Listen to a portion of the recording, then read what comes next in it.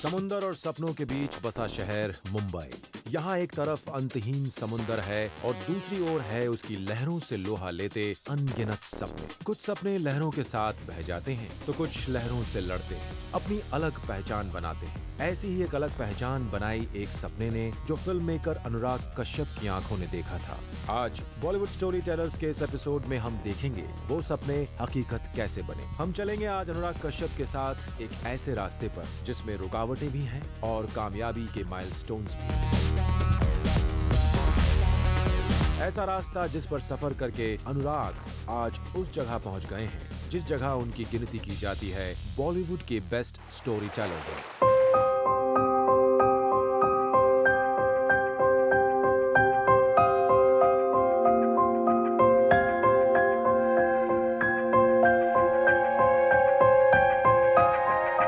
Writing the entire script through the night and one night that became a kind of a story. वहाँ से मेरे इतनी सारी जो स्टोरीज चालू हुई ना, सब लोग बोलते हैं उसने ऐसे लिखा था, उसने वैसे लिखा था, वो सब वहीं से चालू है। But it was the desperation of a guy who just wanted to get his film made. अनुराग की ये वो यादें हैं जब उन्होंने अपनी पहली स्क्रिप्ट लिखी। ईयर था 1995 और स्क्रिप्ट थी ऑटो नारायण, एक documentary serial killer auto Shankar पर। Cut to 2012। Gangs of Wasseypur, location Dhanbad, Jharkhand. Actors तकरीबन सभी नए चेहरे, well except maybe Manoj Bajpayee. Writer एक नाम जिसे बॉलीवुड ऑडियंस ने पहले कहीं नहीं सुना था। फिल्म में हिंसा की भरमार, हर बात against the rules. Result 2 offbeat film. Cannes से कोल्हापुर तक हर जगह पैदा हो गए गैंग्स ऑफ वासेपुर सीरीज के अनगिनत दीवाने। Just like of the person who made these films, Anurag Kashyap. Anurag की इस अलग पहचान के पीछे है उनकी सबसे अलग कुछ करने की जिद। उनके अंदर एक रिबेलियस एंग्री यंग मैन छुपा बैठा है जो उन्हें बहती धारा से लड़ने और उसके खिलाफ अपना रास्ता बनाने को उकसाता है। और यही एंग्री यंग मैन जब उनके कलम से निकलकर स्क्रिप्ट तक पहुंचता है और फिर 5 के ल्यूक या देव डी के देव जैसा कैरेक्टर बन के उनकी फिल्मों में जिंदा हो जाता है, तब ये सिर्फ एक फिल्म का कैरेक्टर नहीं रहता, ये अनुराग द राइटर और अनुराग द डायरेक्टर के पर्सोना का एक्सटेंशन बन जाता है। एक ऐसा एक्सटेंशन जिसे आम जनता देखती है, जिसके जोक्स शेयर करती है और जिसका दर्द भी महसूस करती है।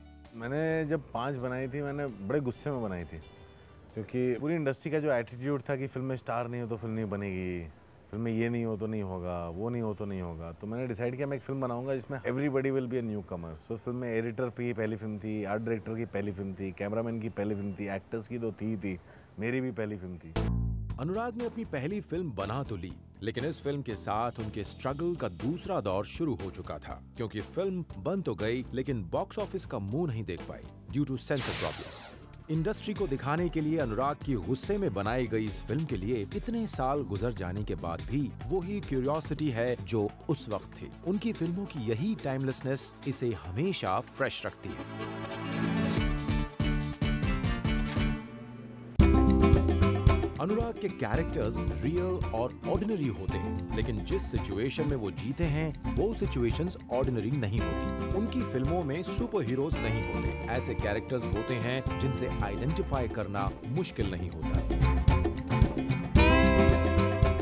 उनकी फर्स्ट फिल्म 5 का ल्यूक और उसके दोस्त आम लोग हैं अपनी कमजोरियों के साथ। इसी तरह उनकी latest film gangs of Wasseypur का फैजल खान भी एक आम आदमी है, बस हालात उसे आम नहीं रहने देते। इन कैरेक्टर्स के घर, उनके मोहल्ले और उनकी दुनिया भी हमारी दुनिया जैसी ही है। ब्लैक फ्राइडे का बॉम्बे हो या देव डी की दिल्ली, इनकी लोकेशंस अनुराग की फिल्मों को एक डिफरेंट मगर रियल फ्लेवर देती हैं। अनुराग ने सड़कें यूं ही नहीं नापी हैं। बनारस से मुंबई तक का सफर उनके लिए जितना लंबा था उससे कहीं ज्यादा लंबा था यहाँ उनके फिल्म मेकर बनने का सफर। और इस सफर की शुरुआत हुई उनके दोस्त और फिल्म मेकर इम्तियाज अली के साथ। जब हम लोग बॉम्बे आए तो हम साथ में आए, and 3 of us came to Bombay together. Me, Imtiaz and a friend called Jagdish Sharma, who was the most talented. Jagdish और इम्तियाज का एडमिशन हो गया था एक्सआईसी में, मुझे वहाँ भी रिजेक्ट कर दिया गया था क्योंकि मैं उसके लायक भी नहीं था। कभी जहाँ मिल गई जगह सो जाता था। फिर बीच में एक इम्तियाज का जो हॉस्टल मिला और जगदीश को भी वहाँ पे हॉस्टल मिला, तो फिर मैं धीरे धीरे I started sneaking into the Xavier's hostel. फिर एक दिन पकड़ा गया, फादर फ्रेजर जो आज प्रिंसिपल हैं जेवियर्स के, उन्होंने पकड़ लिया मुझे he was the warden of the hostel and उन्होंने मुझे पकड़ा और उन्होंने बोला क्या करते हो? मैंने कहा सर मैंने एक्सरसाइज के लिए दिया था लेकिन मेरा हुआ नहीं, लेकिन मेरे पास रहने की जगह नहीं है and I am doing this that and everything and I got very emotional and he was very nice. उन्होंने कहा I will give you place to stay for 1 month। उसके बाद वापस सड़क पे। और फिल्म मेकर बनने के बाद भी अनुराग की स्ट्रगल कम नहीं हुई। उनकी पहली फिल्म सेंसर बोर्ड ने रोक ली और दूसरी फिल्म ब्लैक फ्राइडे की रिलीज कोर्ट ने डिले कर दी। Black Friday 1993 Mumbai bomb blast के बारे में एक इन्वेस्टिगेटिव थ्रिलर था। जब ये फिल्म बन के तैयार हुई तब तक कोर्ट में बॉम्ब ब्लास्ट केसेस चल रहे थे। नतीजा, फिल्म की रिलीज पर पाबंदी। अनुराग के लिए ये लगातार दूसरा झटका था, लेकिन ब्लैक फ्राइडे इंडिया के बाहर फिल्म फेस्टिवल्स में दिखाई गई और इसको मिले इंस्टेंट क्रिटिकल एक्लेम ने अनुराग की position as a different film maker और मजबूत कर दी। ब्लैक फ्राइडे के बाद का समय एक ऐसा समय था जब अनुराग को as a serious film maker लोग जानने लगे थे, लेकिन अब तक उनकी एक भी फिल्म रिलीज नहीं हुई। Everything that had to go wrong went wrong. And कुछ हो ही नहीं रहा था, पिक्चर रिलीज ही नहीं हो रही थी। देन फाइनली 2007 में ब्लैक फ्राइडे रिलीज हुई, लोगों ने बड़ी तारीफ की, फिर नो स्मोकिंग रिलीज हुई, लोगों ने वापस खत्म कर दिया। मतलब चलता रहा जब तक देवडी रिलीज नहीं हुई। देवडी के बाद से थोड़ा सा बदला, लेकिन वो जो 7, 8, 9 साल थे उसने बहुत कुछ सिखाया मुझे, जिसकी वजह से आज मैं जो हूँ वो हूँ। स्टीफन किंग की कहानी पर बेस्ड उनकी अगली फिल्म नो स्मोकिंग एक ऐसी फिल्म थी जिसने बॉलीवुड फिल्म ऑडियंस को एक बार फिर सररियलिस्टिक सिनेमा से इंट्रोड्यूस कराया। अनुराग ने अपने आप को काफी हद तक रीडिस्कवर किया देवदास के मॉडर्न अडेप्टेशन देव डी में। इस फिल्म में एक ऐसा क्वर्क था जो इससे पहले अनुराग की फिल्मों में नहीं दिखा था। अनुराग की पैनी निगाह ने देव डी को एक ऐसा सिनेमैटिक एक्सपीरियंस बना दिया जो अपने आप में यूनिक था। उनकी फिल्म गैंग्स ऑफ वासेपुर में भी यही क्वर्क्स दिखते हैं। वायलेंस और लव का जैसा यूनिक मिक्सचर अनुराग की फिल्मों में दिखने लगा है, वैसा कहीं और नहीं दिखता। ये बात बड़े कमाल की है। अनुराग अपने कैरेक्टर्स को कभी ब्लैक एंड व्हाइट में प्रेजेंट नहीं करते। लोगों की ऐसी गहरी समझ ने अनुराग की फिल्म्स को न सिर्फ रिचनेस दी है, बल्कि उनकी कहानियों और किरदारों को गहराई भी दी है। उनके किरदारों को किसी एक कैटेगरी में बांधना मुश्किल हो जाता है, लेकिन एक ब्रॉड थीम के साथ साथ उनकी फिल्मों को यादगार बनाते हैं छोटे छोटे लम्हे। जिंदगी को देखने का एक अलग नजरिया अनुराग कश्यप ने खुद अपनी जिंदगी से सीखा है। उन्होंने रास्ते में आने वाली हर रुकावट को गले से लगाया है, उनसे घबरा के मुंह नहीं मोड़ लिया। आज उनकी सक्सेस में उन रुकावटों का बहुत बड़ा कंट्रीब्यूशन है। एक ही चीज़ मैंने सीखी, काम करते रहना चाहिए। उन्होंने बहुत ही घटिया फिल्में लिखी उस दौरान, मैंने बहुत सारी फिल्मों के डायलॉग्स लिखे, लेकिन मैंने काम करना बंद नहीं किया और जब भी मौका मिला अपनी फिल्म बना डाली। लेकिन जैसे ही एक बार देवडी आया, उसके बाद गुलाल भी रिलीज हो गई, सब कुछ बाहर आ गया। सडनली 3 साल के अंदर 5-6 फिल्में बाहर आ गई। तो वो था, वो मैंने सीखा इन्हीं सब चीज़ों से।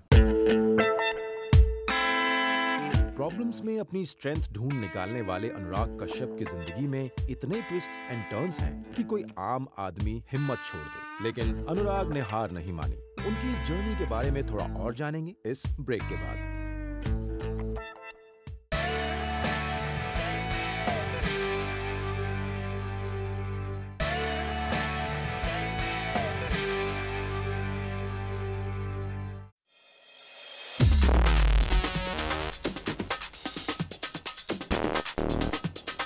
हमारी सत्या की पहली शूटिंग इस घर में हुई थी। भाऊ का घर था, मनोज का डेथ सीन यहाँ शूट हुआ था, सारा सब कुछ। ये पूरा जो गली एरिया है, जब हम लोग शुरू में स्ट्रगल करने आए थे 93 में, तो इधर ही रहते थे।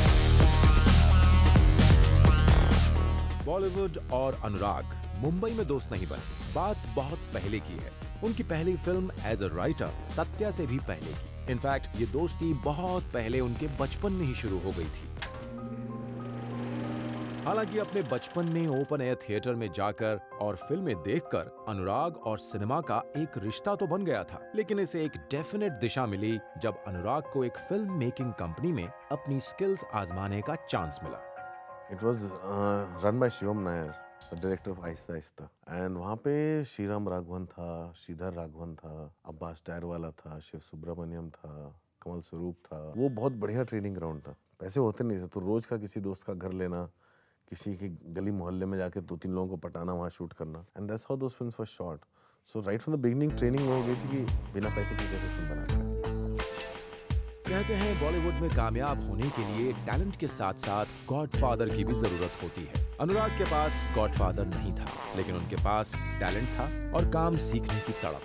I came in the industry was a very closed place. मैं घुस पाया इसलिए because I think मैं कभी क्रेडिट नहीं मांगता था या पैसे नहीं मांगता था। मैं किसी के लिए कुछ भी कर देता था। And I was allowed because nobody saw me as a threat and everybody said ये कर देगा, इसको भेजो, ये करेगा। अनुराग में फिल्म मेकर बनने का जुनून था और वो ऐसे दिनों में फिल्म मेकर बनना चाहते थे जिन दिनों बॉलीवुड करवटें बदल रहा था। यहाँ एक चेंज की जरूरत थी, एक डिफरेंट वॉइस की जरूरत थी और यही चेंज लाने को तैयार बैठा था अपकमिंग टैलेंटेड फिल्म मेकर्स का एक छोटा सा group. Raju Hirani, Imtiaz Ali, Abbas Tyrewala, Vishal Bhardwaj, me, Tigmanshu Dhulia, all the filmmakers, my brother.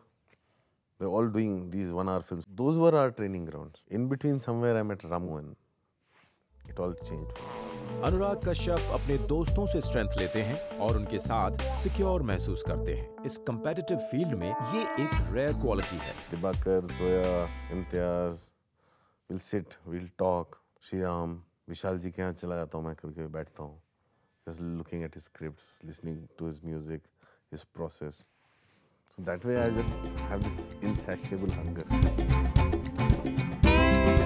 अनुराग की फिल्म्स को किसी एक कैटेगरी में बांधना ऑलमोस्ट इम्पॉसिबल है, लेकिन इसके बावजूद उनकी फिल्मों में उनका सिग्नेचर स्टाइल दिखता है। 5 से लेकर अब तक अनुराग की फिल्मों का म्यूजिक उन फिल्म्स का हाई पॉइंट रहा है। ठीक उसी तरह देव डी का म्यूजिक जितना पॉपुलर हुआ उतना ही इसे क्रिटिकल अक्लेम भी मिला। देव डी में अमित त्रिवेदी के रिमार्केबल म्यूजिक ने एक बार फिर ये प्रूव कर दिया कि अनुराग की ऑब्जर्वेशन की सीमा सिर्फ उनकी पैनी निगाह तक सीमित नहीं है। पॉपुलर म्यूजिक की उनकी समझ ने जहां बॉलीवुड को नए टैलेंट्स दिए हैं, वहीं उनकी फिल्मों को भी एक नयापन दिया है।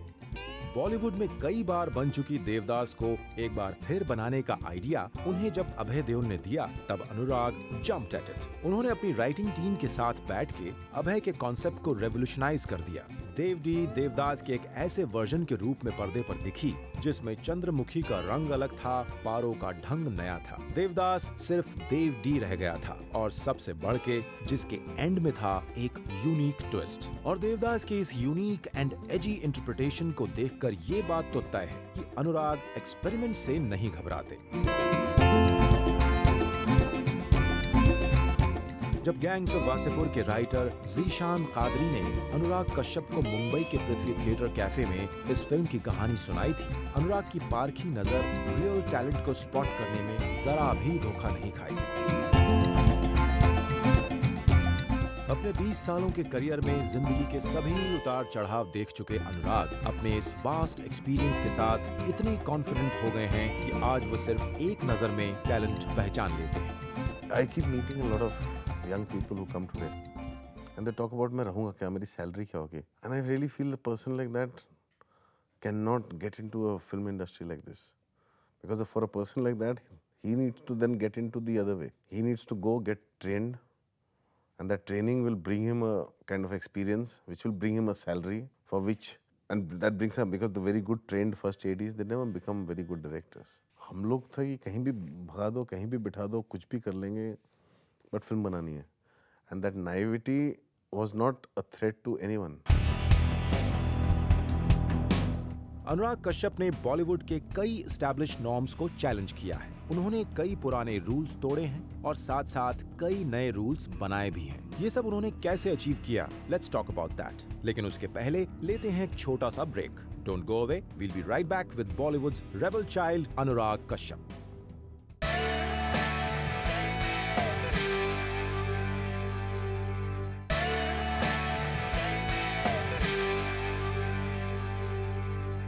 पहली बार रियलाइज हुआ कि यार फिल्म बनाने के लिए जादूगर नहीं होना पड़ा था, जो मैं सोचता हूँ वो भी सिनेमा बन सकता है।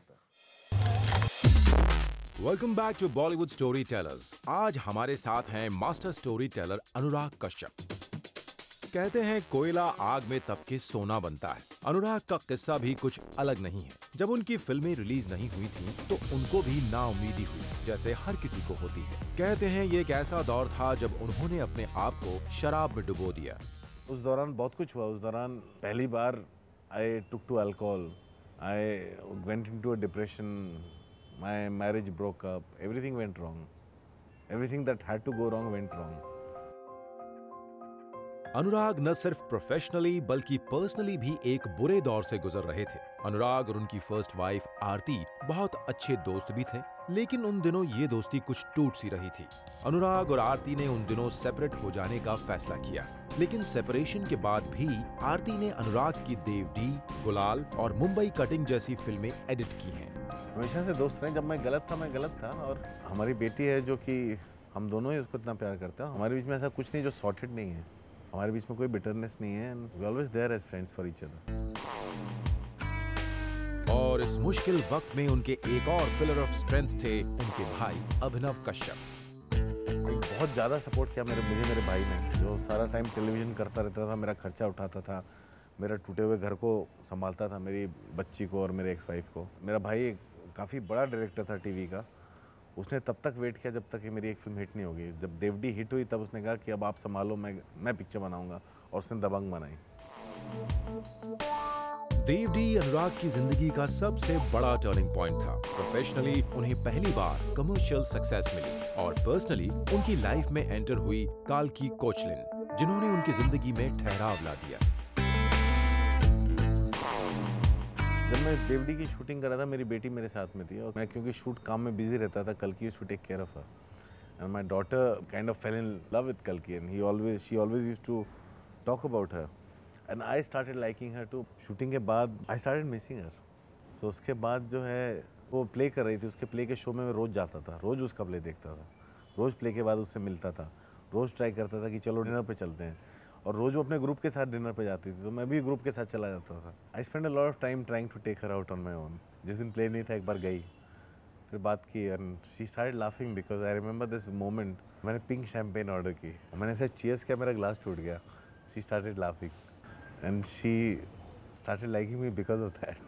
After that life changed because she pulled me out of everything. She made me look at life in a very positive way. Bollywood के ग्लिटसी वर्ल्ड में लोगों को अपने लिए भी वक्त नहीं होता। ऐसे में अनुराग कश्यप काफी लकी रहे हैं।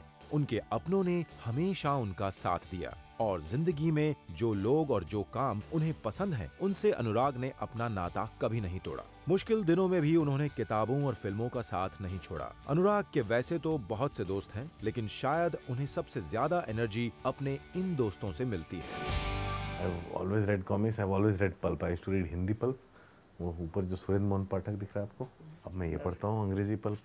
सारा डेविड गुडिस और जिम थॉम्सन और सब ये पढ़ता हूँ। अनुराग को जितना वर्ल्ड सिनेमा के ट्रेंड्स का अंदाजा है, उतना ही उन्हें इस बात का भी अंदाजा है कि देसी ऑडियंस फिल्मों में क्या देखना चाहती है। शायद यही वजह है कि डायरेक्शन के बाद अनुराग कश्यप ने प्रोडक्शन का भी बीड़ा उठाया और सिर्फ एक नहीं, 2 तरह की फिल्में प्रोड्यूस करने का इरादा किया। There's a company called Phantom which is working closely with studios, which are making the bigger pictures, the larger pictures, pictures that has written over it that it will work on box office. So वो 2 तरह की फिल्में हैं और दोनों तरह की फिल्में बहुत ज़रूरी है एक दूसरे को बैलेंस करने के लिए। एक बहुत ही सस्ती बनती है और दूसरी भी रीजनेबल बजट्स में बन रही है। So we have separated the two. अनुराग जितने डिफरेंट डायरेक्टर हैं, उतने ही अलग प्रोड्यूसर भी हैं। That girl in yellow boots जैसी फिल्म न सिर्फ उन्होंने डायरेक्ट की, बल्कि प्रोड्यूस भी की। इसके साथ साथ उड़ान, शैतान और अय्या जैसी फिल्मों से उन्होंने न सिर्फ ऑफ बीट फिल्म्स में अपनी फेथ रीअफर्म की है, बल्कि इन फिल्म्स में नए टैलेंट्स को भी बढ़ावा दिया है। अनुराग बहुत खास डायरेक्टर हैं, लेकिन आदमी बहुत आम है। वो समझते हैं कि उनकी फिल्म्स के साथ जब तक आम ऑडियंस आइडेंटिफाई करती रहेगी, तब तक वो सही ट्रैक पर रहेंगे, और ये सही ट्रैक उन्हें सड़कें नापने से बेहतर कहीं और नहीं मिल सकता। नहीं, मैं इतना सोचता ही नहीं था ना। अगर मैं इतना सारा सब सोचता होता तो मैं कुछ कर नहीं पाता लाइफ में। I could do many things in life simply because I was very naive. I just wanted to do things. Bollywood story tellers की इस लंबी सड़क का ये था एक और माइलस्टोन, एक और पड़ाव। अभी सफर लंबा है और ऐसे कई माइलस्टोन्स हमें पार करने हैं। नेक्स्ट एपिसोड में एक और बॉलीवुड स्टोरी टेलर्स के साथ हम फिर आएंगे, सफर को थोड़ा और आगे बढ़ाने के लिए। तब तक के लिए रहिए tuned in. You are watching Zoom, India's number 1 Bollywood channel.